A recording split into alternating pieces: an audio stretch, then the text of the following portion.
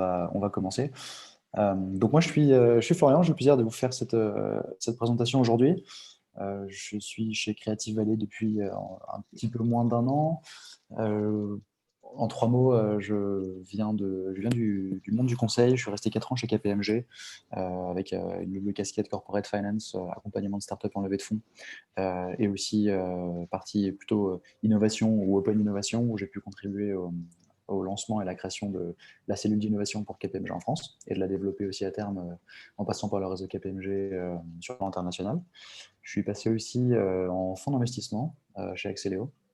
J'étais en charge de leur développement à l'échelle européenne de leur activité et la structuration aussi d'offres d'open innovation. Et j'ai rejoint donc, Creative Valley il y a, comme je vous disais, un petit peu moins d'1 an, notamment pour être en charge de l'activité de lever, donc d'accompagnement en levée de fonds de notre écosystème startup et de nos clients, donc une activité de lever, comme on appelle ça sur le marché.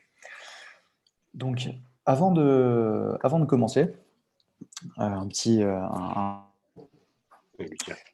je pense que voilà, moi, je peux vous dire que financer sa startup aujourd'hui pour un entrepreneur, c'est quelque chose d'essentiel lorsqu'il s'agit d'accélérer son projet, d'accélérer son développement. Quand on lit la presse spécialisée, on peut souvent voir que la levée de fonds est parfois assimilée ou considérée comme un succès en tant que tel. Mais voilà, petit point d'attention, lever des fonds, ce n'est pas forcément une fin en soi. Et généralement, le chemin jusqu'aux investisseurs est souvent long et assez difficile. C'est un chemin qui est semé d'embûches. Et donc, du coup, ce processus de levée de fonds mérite une vraie réflexion et une vraie préparation solide. Et donc, du coup, c'est ce que je vous propose de voir aujourd'hui au travers le plan qui est le suivant. Si on peut passer juste la slide d'après rapidement, Kara. Voilà, de présenter ce qu'est concrètement la levée de fonds. Quelles sont les étapes de la levée de fonds, mais en amont, avant la levée? Quelles sont les questions à se poser? Quelles sont les alternatives? Lever des fonds, concrètement, auprès de qui? Qui sont les acteurs? Quels sont les montants? Sur quels documents se baser? Etc. Quelques tips, quelques conseils aussi que je souhaitais vous partager en fin de avant d'entamer la phase de questions-réponses. Donc, merci. La levée de fonds. Par principe, c'est la définition des investisseurs, donc business angels. Il y a quelqu'un qui... Est-ce que vous pouvez muter juste vos micros, s'il vous plaît? On entend un petit écho en fond. Merci. Voilà, la levée de fonds, c'est donc concrètement le principe où des investisseurs, donc business angels, fonds d'investissement, families ou autres, sont d'augmentation de capital et reçoivent en contrepartie une part du dit capital, 5, 10, 20, 30%, en fonction de la valorisation. L'objectif de ces investisseurs, c'est à moyen terme, en général entre 5 ans, maximum 8, donc c'est ce qu'ils ont acquise, lors d'un rachat de celle-ci dans le cadre d'un nouveau tour de table, par exemple, ou de la cession de l'activité. Voire, ce que je vous souhaite à tous, une introduction en bourse, par exemple. Ce qui va justement permettre à ces investisseurs de réaliser une plus-value. Les principaux éléments de la levée de fonds sont les suivants. Évidemment, le montant levé, donc qui va de pair avec la définition du besoin. Le type d'investisseur sollicité. Est-ce que ce sont des individus, donc des business angels? Est-ce que ce sont des fonds d'investissement? Est-ce que ce sont des fonds de capital risque, des fonds de corporate venture, etc. La question de la valorisation de la société, qui est également primordiale, qui, autrement dit, correspond au nombre d'actions que l'entrepreneur accepte de céder en échange des fonds. Et enfin, un élément qui vient en fin de phase, mais qui est un élément aussi indispensable du processus de levée de fonds, c'est le pacte d'actionnaires, qui régit en clair la relation des associés et les droits de chaque actionnaire. Donc, que ce soit pour lever des fonds pour développer votre technologie, faire des investissements en marketing, recruter des sales ou même attaquer un nouveau pays, il est important aujourd'hui de comprendre les enjeux et les conséquences d'une levée de fonds avant d'accueillir des investisseurs au capital. Et donc, c'est pour ça aussi que je vous ai établi un petit panorama des bénéfices et des contraintes de la levée. Un petit tableau en fin de slide. On va commencer par les petits éléments dans le carré vert. Aujourd'hui, les avantages de fonds, c'est bien évidemment de bénéficier de nouveaux capitaux, de capitaux supplémentaires pour développer votre projet ou votre activité. C'est aussi s'entourer d'investisseurs expérimentés, capables de soutenir votre projet, donc de vous accompagner pas uniquement financièrement, mais aussi d'un point de vue de leur expérience technologique ou sectorielle, de leur expertise et de leurs différents réseaux qu'ils peuvent mettre à disposition, ce qui va également dans leurs intérêts, parce que plus ça va bien pour vous, plus ça va bien pour eux, c'est logique.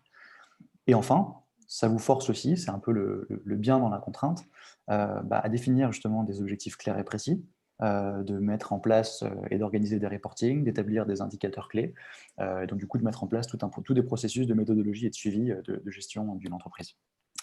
Les points, on va dire, négatifs ou les quelques inconvénients sont bien évidemment, dans un premier temps, d'accepter de perdre une partie du contrôle de votre société, de dédier bien évidemment du temps et de l'énergie à la levée de fonds, quelque chose d'assez chronophage et d'énergivore, et enfin, d'être contraint de trouver une sortie ou ce qu'on appelle un exit pour les investisseurs, donc soit par vente ou rachat d'actions. Mais généralement, soyez rassurés, ils le font généralement très bien de leur côté aussi. C'est dans leur intérêt de trouver, et ils ne s'attendent pas forcément à ce que ce soit l'entrepreneur qui trouve la solution. Si on passe à la slide d'après. Merci.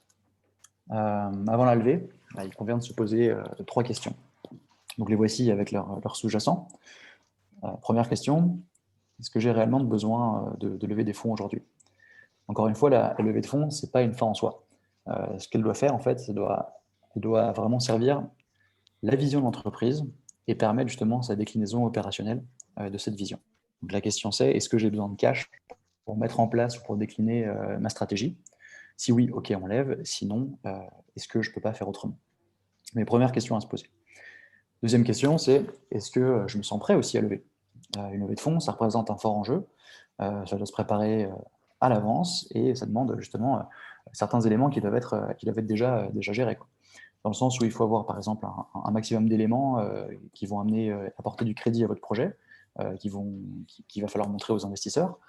Vous devez avoir créé le plus de valeur possible, idéalement réaliser un ou plusieurs POC, disposer d'éléments qui prouvent que le marché existe et que les clients sont concrètement prêts à acheter votre produit ou votre service.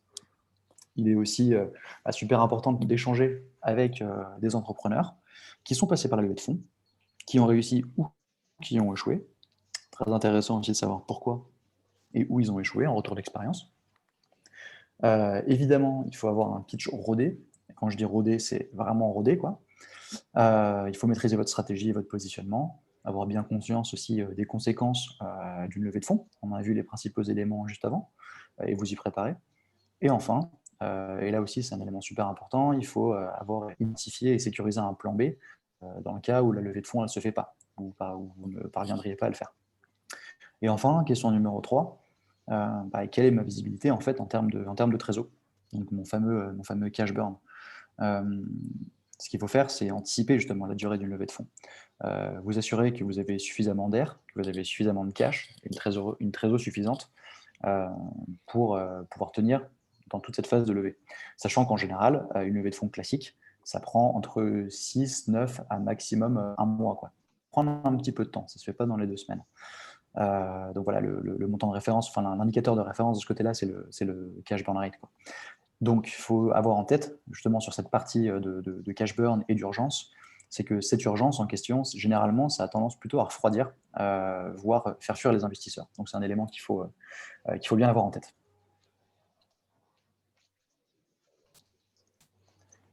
Donc, avant la levée, il y a certains points qu'on peut creuser avant de se dire si oui ou non on va s'adresser à des investisseurs. Il existe déjà, dans un premier temps, un certain nombre de leviers de financement accessibles auxquels on ne pense pas forcément. Évidemment, ce qui est un peu plus compliqué lorsqu'on est en phase de création d'entreprise, qu'on n'a pas forcément de cash, beaucoup de cash qui rentre, vous pouvez déjà vous financer par vous-même, par l'autofinancement, soit par optimisation de votre besoin en fonds de roulement, soit par une stratégie de réduction des coûts, une cession partielle de votre activité. Mais bon, encore une fois, là, on est plutôt sur de la PME-TPE qui a déjà un peu de cash et un peu d'expérience. Mais bon, c'est une solution qu'il faut avoir en tête. Vous avez aussi le love money. Là, je ne vous apprends rien, auprès des amis, auprès de la famille ou de petits copains ou investisseurs. Mais bon, généralement, ça représente un apport en capital qui est limité, qui est souvent ou généralement inférieur à 50 000 €, quoi. Vous pouvez aussi avoir un autre levier de financement qui est par recapitalisation de l'actionnariat historique, donc déjà en place, qui est généralement possible, mais sous deux conditions. La première, c'est que les actionnaires historiques le souhaitent, remettent la main au panier pour financer l'activité. Et de deux, s'ils le souhaitent, il faut qu'ils en aient les moyens aussi. Donc voilà, ce n'est pas toujours une solution qui est... et donc du coup, par contre, ils peuvent intervenir en augmentation de capital, soit donc par rapport en capital, soit par avance en compte courant. Vous avez aussi la possibilité de faire un apport de fonds de par vos salariés, mais dans ce cas, il faut bien mesurer aussi les conséquences que ça peut avoir d'avoir des salariés dans votre actionnariat. Vous avez l'État, l'aide de BPI par exemple, le statut de jeune entreprise innovante, la JEI, bénéficier du CIR, du crédit d'impôt recherche, et aussi différents types d'aides, que ce soit des aides nationales, régionales ou même départementales. Et enfin, un acteur qu'on connaît tous plutôt bien, les banques, qui peuvent aussi financer certains projets d'entreprise. Pour ça, il est fondamental de bien choisir la banque qui vous accompagnera. Et généralement, il est recommandé d'en avoir plus d'une, donc au moins deux à vos côtés.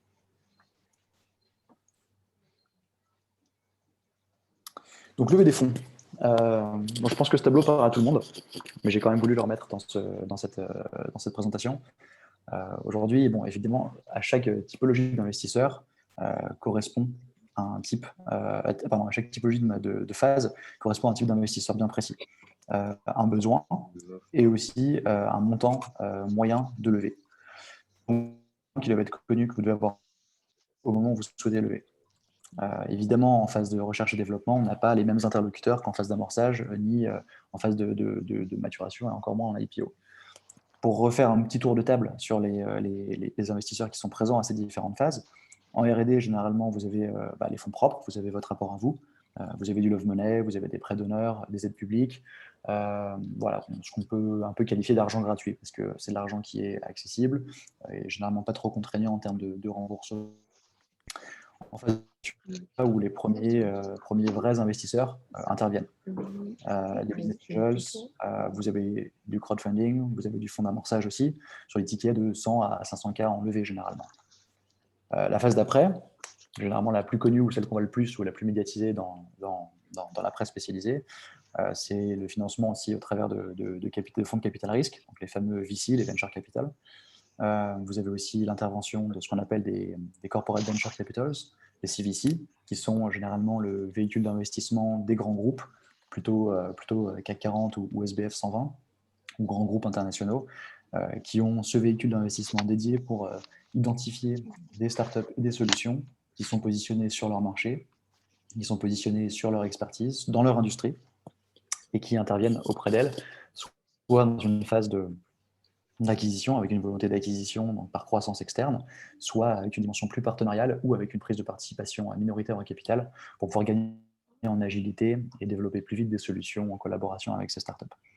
Et vous avez aussi derrière ce qu'on appelle des family offices, qui sont généralement des fonds d'investissement de grandes fortunes, qui sont parfois aussi détenteurs de ces grandes entreprises du CAC 40, qui investissent également soit directement dans des startups qui les intéressent, pareil, dans des enjeux de développement business, soit qui donnent leur fonds ou une partie de leur argent à gérer à d'autres fonds, ce qu'on appelle donc une gestion sous mandat. Et enfin, vous avez donc les deux phases, vous avez la dernière étape d'investissement avant l'introduction en bourse, qui est l'accélération de la maturité. Vous avez du capital développement, des fonds mezzanine, des fonds de private equity qui vont être la main en panier avant l'introduction en bourse. Alors, on ne va pas s'attarder sur cette slide trop longtemps non plus, mais il était intéressant de faire un petit rappel des différentes phases et des investisseurs. Donc concrètement, le succès d'une levée de fonds aujourd'hui, ça dépend principalement de l'équilibre que vous parviendrez à trouver entre les 4 éléments qui sont les suivants: la maturité du projet ou la phase de maturité, le montant demandé, les investisseurs qui vont être sollicités et évidemment la valorisation et les conditions proposées dans le cadre du pacte d'actionnaires. Donc, c'est une équation, une adéquation qui est en soi pas très compliquée, qui est un peu plus complexe dans la réalité. Mais le timing, la partie prenante, le montant sont indispensables à bien maîtriser avant la levée de fonds. Si par exemple, un entrepreneur qui débute son projet, donc on est plutôt sur du early stage, et cherche à lever 100 000 €, qui s'adresse à un fonds, à un VC, un fonds de capital risque, il est clair que la levée, elle sera impossible, quoi. Mais à l'inverse, bon, si un projet est plus développé avec un entrepreneur qui cherche 2 millions d'euros auprès de business angels, il va sans dire qu'il aura aussi beaucoup de mal à trouver. Pourquoi? Parce que ce n'est pas la bonne cible. Sauf si vous avez le contact direct de Xavier Niel ou Marc Simoncini, ce que je vous souhaite, hein, mais en tout cas, ce qui n'est pas le cas pour moi. Donc, il est primordial aujourd'hui de connaître parfaitement chacun de ces éléments. Où est-ce que j'en suis réellement dans l'avancement de mon projet? Est-ce que j'ai déjà fait un POC, un ou plusieurs POC dans l'idéal? De quel montant est-ce que j'ai vraiment besoin? Comment est-ce que je vais dépenser ces fonds? Mais aussi, quelles sont les organisations de business angels auxquelles je peux m'adresser? Aujourd'hui, le business angel, il n'est pas tout seul. C'est pas le business angel qu'il faut aller trouver, qu'il faut identifier. Donc, il y en a bien sûr des profils de ce type, mais vous avez aussi des plateformes qu'on peut appeler des plateformes de syndication de business angels qui regroupent investisseurs qui sont différents types de projets. Et ces plateformes-là permettent à ces investisseurs ou à ces business angels de présenter différents projets existants. Vous avez par exemple Paris Business Angels, vous avez Super Capital qui fait très bien ça. Ce qui vous permet, vous, si vous répondez aux critères de cette plateforme, de soumettre votre dossier et cette plateforme-là servira de relais direct auprès de Business Angels. Donc ça peut être aussi intéressant, notamment pour une question de timing. Ça vous permet de gagner du temps plutôt que de cibler individuellement des mecs, vous avez tout le monde en face, quoi. Vous avez aussi des questions qui sont les critères de sélection d'un fonds de capital risque pour savoir si oui ou non on s'adresse à eux. On a vu ça juste avant. Et aussi, évidemment, quelle est la part raisonnable du capital que je peux offrir pour un financement. Et enfin, pour les présentations investisseurs, il y a un élément qui est vraiment déterminant pour les convaincre, c'est donc évidemment le fameux pitch deck qu'il faut préparer très, très, très soigneusement, avec tous les autres supports d'ailleurs, hein, qui sont susceptibles de traduire au mieux le potentiel du projet. Et je mets aussi un point d'honneur, il faut s'entraîner aussi très, très sérieusement à l'oral avant d'aller pitcher. Notez qu'il est également possible de faire appel à des conseils professionnels en matière de financement. Donc, c'est les fameux leveurs de fonds qui peuvent vous aider, par exemple, à bien définir l'équilibre de cette fameuse équation, de contacter les bons investisseurs, encore une fois, business angels ou fonds, et de revoir avec vous les éléments marketing et financiers et de vous assister ou de vous accompagner dans le cas des échanges avec ces investisseurs. Voilà, ça, c'est des activités qui sont également existantes. Et donc, avant de se lancer, il faut vraiment se mettre dans la tête des investisseurs avec qui vous allez discuter. Il faut les comprendre leur fonctionnement, leur mécanisme, leur mode de travail et leurs attentes. Là, j'ai fait un petit comparatif entre, classiquement, ceux avec qui vous serez les plus à même à discuter demain, mais les business angels ou des fonds de capital risque, avec un petit comparatif des éléments qui seront analysés, qui sont évidemment pas les mêmes. Pourquoi? Parce que c'est pas le même niveau de maturité, c'est pas la même phase, et on n'est pas non plus sur les mêmes tickets, quoi.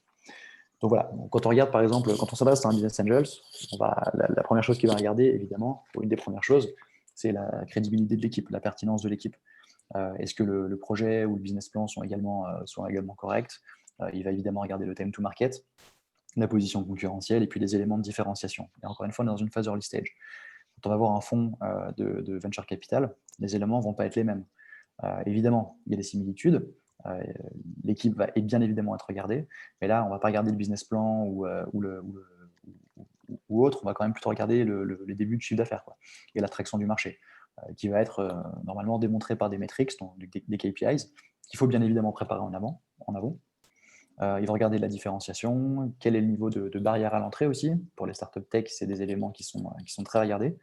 Le potentiel de croissance et aussi le fonds, mais pour son activité, les possibilités de sortie. Les documents ne sont pas les mêmes non plus. Un business angel va plutôt regarder le pitch deck, le BP et puis aussi les éléments de prévis, les chiffres que vous avez dans le prévis. Alors que dans le fonds de capital risque, évidemment, le deck va être screené. On va vous demander des executive summary. Ils vont passer au crible votre plan de trésorerie, vous challenger sur la valorisation et aussi discuter du pacte d'actionnaire. Donc les documents ne sont pas les mêmes non plus. Sachant que plus il y a des documents, plus il faut les préparer, plus ça prend du temps. Le mode de fonctionnement de ces deux typologies de parties prenantes n'est pas le même non plus, bien évidemment. Le business angel, lui, va plutôt avoir une approche entrepreneuriale, vouloir partager un réseau, une expertise, envie de se remettre aussi dans un projet, avec la possibilité de le solliciter ou de le contacter fréquemment et en direct. Alors qu'avec le fonds de capital risque ou le fonds d'investissement, ça va être un peu plus différent. On parle plus de reporting récurrent, généralement que vous allez faire avec un représentant du fonds. Souvent, c'est des investment managers qui choisissent déjà si oui ou non ils investissent chez vous et ensuite qui sera votre interlocuteur de référence. Et donc, ces points-là vont servir justement d'assurer le suivi de vos objectifs, l'atteinte de vos objectifs, le suivi de vos KPIs et de vos metrics. Mais après aussi, il faut garder en tête que certains fonds, comme les Business Angels, partagent très bien leur réseau pour vous permettre d'optimiser votre développement et donc leur investissement. Les motivations du Business Angels et du Venture Capital ne sont pas les mêmes. Tu as l'ambition de rejoindre un projet pour le Business Angels, l'investissement financier, mais aussi personnel, alors que bon, le fonds de capital risque, on va pas tourner autour du pot, on est plutôt cash-oriented. Et bien évidemment, le ticket moyen ne sont pas les mêmes, on les a vus juste au-dessus, mais bon, entre 5, parfois un peu moins, jusqu'à 50, et aussi parfois un peu plus en moyenne pour les Business Angels, or les Simoncini et autres, qui sont plutôt les gros Business Angels. Et les fonds de capital risque, généralement, vous mettez des tickets entre 100, 200, 300, généralement jusqu'à 4 ou 5 millions, mais qui interviennent dans ces eaux-là. Et ensuite, quelques tips, tricks et conseils que je peux vous donner. J'en ai listé 5 qui sont généralement les plus concrets, ceux qu'on voit le plus souvent et ceux auxquels moi j'ai pensé en préparant cette présentation. C'est que déjà, vos decks doivent être vraiment straight to the point. Ça veut dire qu'une slide égale une idée. Il faut bien vendre votre product market fit. Le fait que vous répondiez à un vrai besoin, un vrai pain, et pas de blabla, quoi. Vraiment concrètement. Une question, une réponse aussi en pitch. L'équipe, aujourd'hui, elle est primordiale. En 3 mots, il faut qu'elle soit cohérente, il faut qu'elle ait une expérience complémentaire. Et il faut qu'elle soit tout simplement complémentaire par les profils, par l'expérience et par les personnalités. Troisième point, il faut savoir encaisser le non merci. Concrètement, ça veut dire quoi? Ça veut dire qu'il faut que vous soyez prêt à vous prendre des noms, à vous prendre des refus, à vous prendre des portes, quoi. Mais ça fait partie du jeu. C'est encore une fois un parcours semé d'embûches, comme on a vu tout à l'heure. Mais un élément super important, c'est qu'il ne faut pas vous avouer vaincu avec ces noms-là. Juste à titre d'exemple, pour que vous ayez l'information si vous ne l'avez pas déjà, il faut que vous sachiez qu'un fonds d'investissement, en VC, en capital risque, à l'année, en général, il reçoit entre 1000 et 1500 dossiers. En moyenne, encore une fois, on parle de moyenne, il fait 3 investissements par an. Donc, si on fait la conversion, on est sur un taux entre 0,2 et 0,3% de conversion entre un dossier qui rentre et un dossier investi.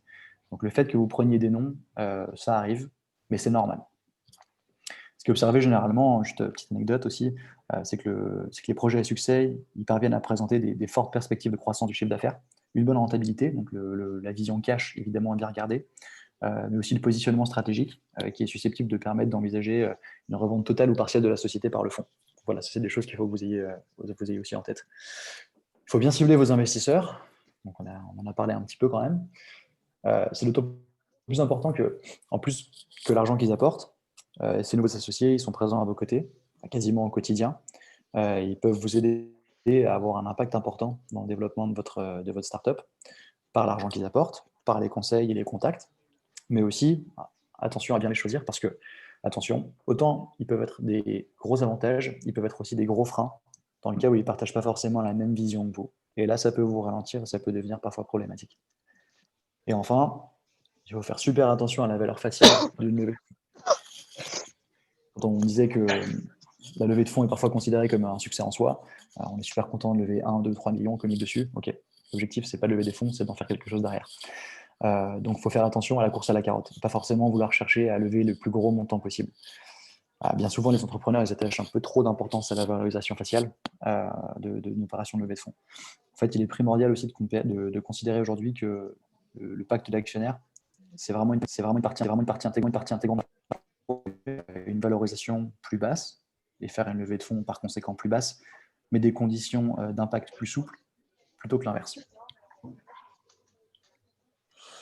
Donc voilà, ça c'était la petite présentation sur la levée de fonds. J'espère que jusqu'à présent, j'ai été assez clair et que tout le monde a pu suivre. Et ce que je vous propose, du coup, là, dans les 25 minutes là, qui nous restent, ou dans les 20 minutes qui nous restent, de faire un petit feedback et puis les questions que vous pourriez avoir suite à ce qu'on vient de voir. Ou un peu plus largement.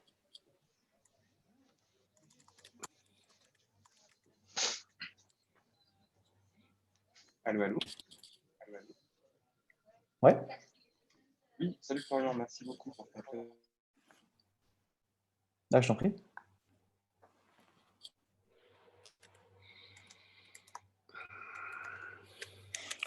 Donc, si vous avez des questions, n'hésitez pas. Je suis à votre dispo. Si vous n'en avez pas tout de suite et que tout était très clair, vous m'envoyez ravi. Et si jamais vous avez des questions que vous posez à plus long terme, vous avez mon mail dans l'invitation. Donc, n'hésitez pas aussi à me contacter là-dessus.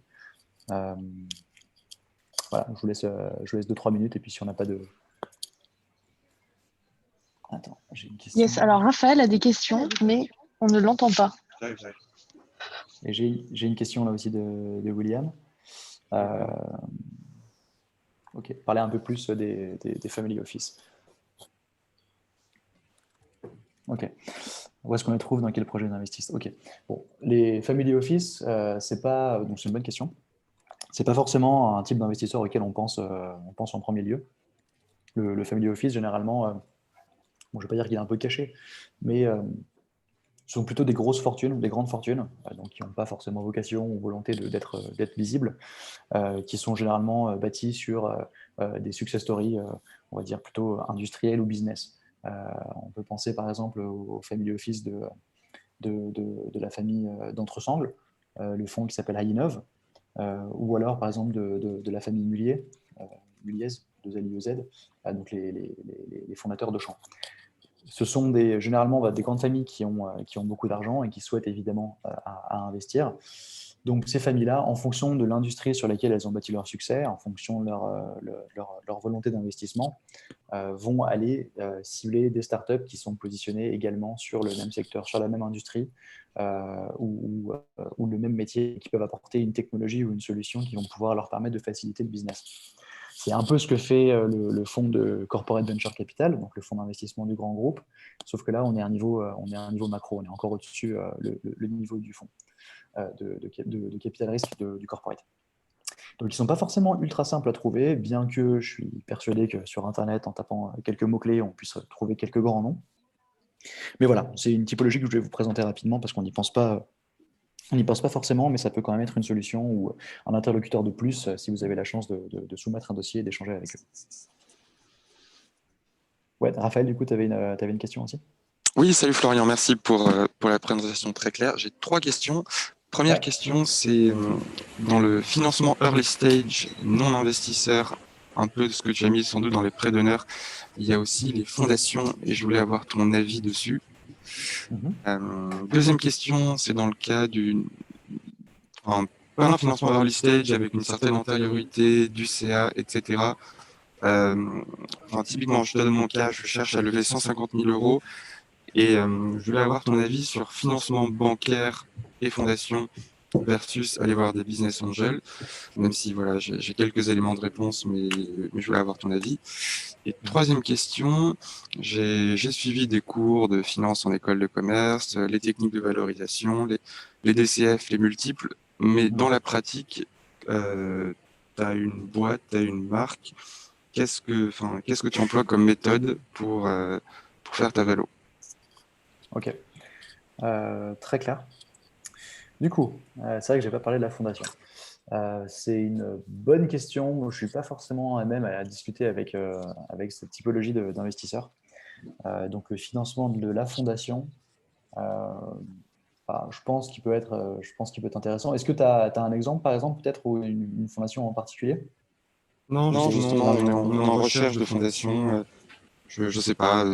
Moi, je suis dans la mode, donc je sais pas, des fondations, Bettencourt, Chanel ou autres entrepreneuriat social.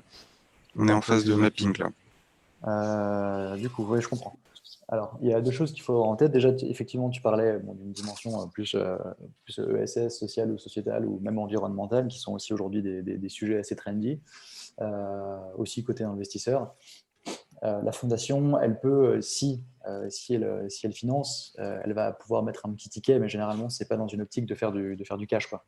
La fondation, par statut, par nature, ce n'est pas un fonds d'investissement ou une entreprise avec un but lucratif. Généralement, c'est sociétal, quoi.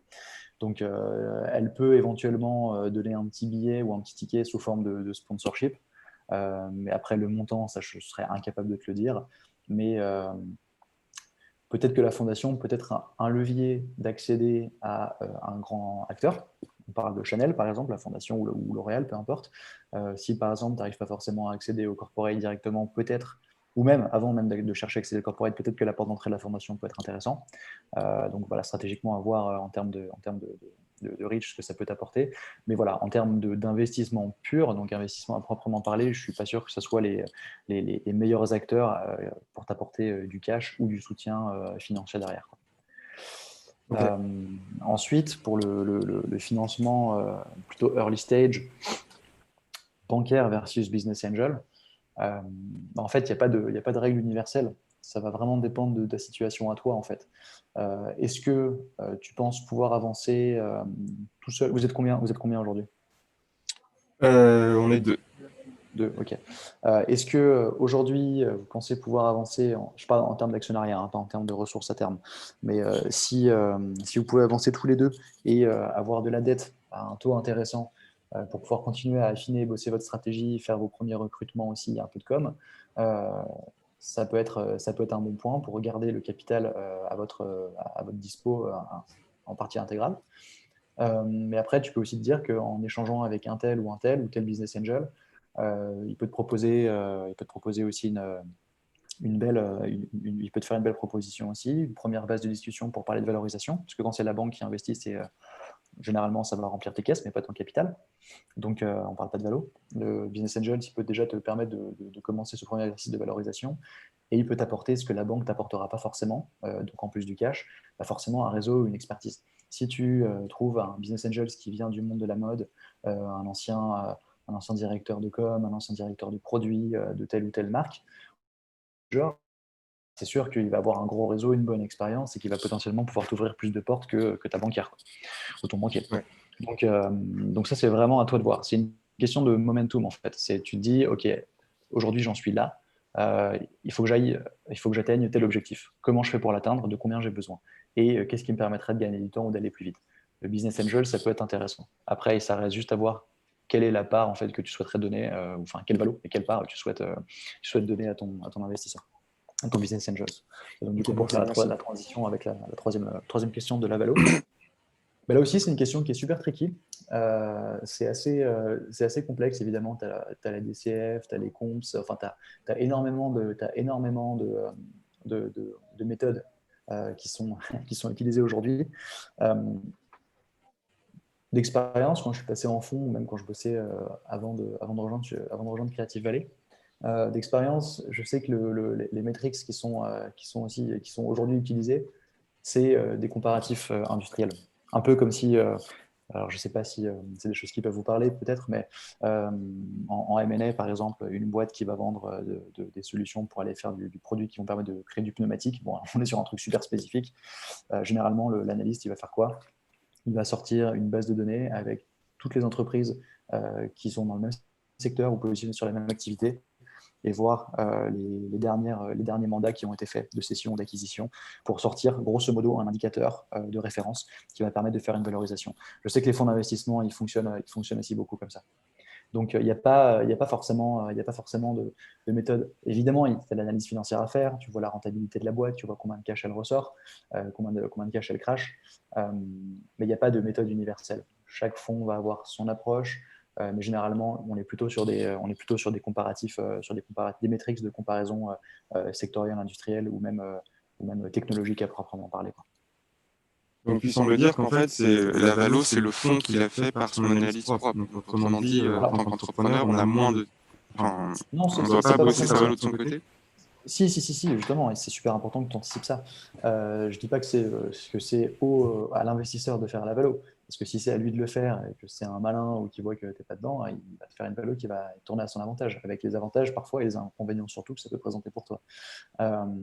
Non, ce que je dis, c'est que ce que font les investisseurs, c'est généralement, ils s'appliquent des comparatifs. Et toi, ça ne t'empêche pas de le faire aussi. Tu regardes, tu te renseignes autour de toi, les différents investisseurs ou les différents tours de table qui ont pu être faits, soit dans ton secteur, soit avec des boîtes qui proposent des produits similaires ou assimilables, qui ne sont pas forcément dans la concurrence directe, mais ça te permet d'avoir aussi des premiers éléments de valeur, quoi. Donc, c'est des éléments qu'il faut Ok. que tu travailles aussi. Et c'est vrai que la question de la valorisation, c'est vraiment la question, c'est vraiment la question centrale de la levée de fonds. Merci beaucoup. Et du coup, ultime question, les DCF, c'est Merci utile ou beaucoup. pas? Du coup, ultime question, les DCF, c'est utile ou pas? De bosser Discounted sur cash une flow. valo reposant sur les De bosser DCF. sur une valo reposant sur les DCF. Bien sûr. Non, c'est bien aussi parce qu'il faut avoir des éléments de comparaison. C'est des éléments que tu peux apporter à ton investisseur en lui disant que toi, tu t'es basé sur cette approche-là. Et donc, du coup, ça te permet d'avoir déjà une première base de référence. Lui, en face, il va peut-être avoir une méthode différente. Et ensuite, ça va permettre aussi de comparer vos résultats et de trouver une entente ou un accord qui sera le plus adéquat pour vous deux, quoi. Donc, il faut prendre en compte un maximum de données, pas uniquement, évidemment, pas uniquement les comptes, mais le discount cash flow aussi, c'est un des éléments qu'il faut avoir en tête. Ok, Merci beaucoup. Je t'en prie.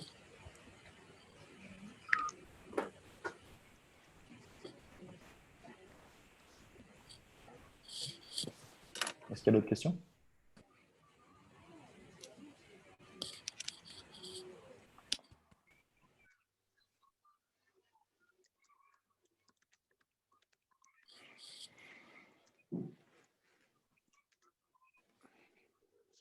Ok. Bah, écoutez, s'il n'y a pas de questions supplémentaires, encore une fois, vous avez mes coordonnées par mail. Donc, bon, n'hésitez pas à me contacter si vous le souhaitez. En tout cas, moi, je suis très content de faire cette présentation devant vous aujourd'hui. Et si du coup, on n'a plus de questions, il ne me reste plus qu'à vous souhaiter une bonne journée ou plutôt un bon déjeuner qui approche et une bonne continuation à tous. Merci beaucoup, Florian. C'était super cool. Merci. Avec plaisir. Salut tout le Allez, Merci Florian. Très clair. salut tout le Merci monde. beaucoup. Ciao. Merci. Ciao. Salut.